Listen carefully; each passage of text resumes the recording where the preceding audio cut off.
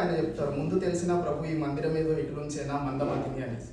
అదేంటంటే ఇప్పుడు సినిమా చూస్తే ఒక స్క్రీన్ ప్లే మనం కరెక్ట్ నోటీస్ చేస్తే మూవీ ఓపెనింగ్లో ఈ పాట వస్తుంది, ముందు తెలిసిన నాగేశ్వరరావు పాడతారు. నాగేశ్వరరావు గారు రాస్తారు బికాస్ హీ బికమ్ పోయెట్. ఆమెతో కలిసి జయప్రదతో కలిసిన తర్వాత హీ బికమ్స్ ఆయన లోపల ఒక పోయెట్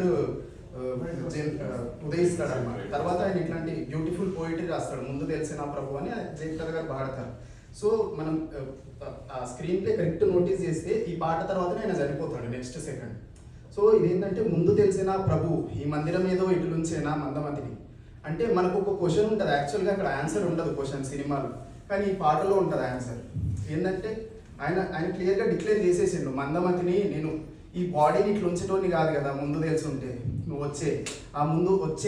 వచ్చే ప్రభు మరణం అని కవి హృదయం అన్నమాట. అక్కడ ముందు తెలిసేనా ప్రభు ఈ మందిరం ఇట్లా ఉంచేవాడిని కాదు కదా, కొంచెం బెటర్ ఉంచేటోని కదా అని మనకి ఏదైతే క్వశ్చన్ మనకు పడుతుందో దానికి ఆన్సర్ డైరెక్టర్ ఒక పోయిటిక్గా చెప్పకనే చెప్పేసిందని నాకు అనిపిస్తుంది అనమాట. ఎందుకంటే సీక్వెన్స్ చూసుకున్నా, స్క్రీన్ ప్లే చూసుకున్నా, ఆ పాట తర్వాత సినిమా అంతా 3 గంటల సినిమా అవుతుంది, కానీ స్క్రీన్ ప్లేలో ఆ పాట తర్వాత నేను చనిపోతాడు వెంటనే. సో అందుకే ముందు తెలిస్తే ప్రభు నేను ఈ మందిరాన్ని ఇట్లా ఉంచడానికి కాదు కదా, మందమతిని నేను అనేసి అంటున్నాడు అన్నమాట. బ్రతుకంతా ఎదురు చూసిన పట్టాన రావు, ఎప్పుడో సడన్గా వచ్చేస్తామని. మృత్యు కూడా అంతే కదండి, బ్రతుకంతా ఎదురు చూస్తే రాదు, ఎప్పుడు వస్తుంది తెలియదు. So that is also blessing కదా.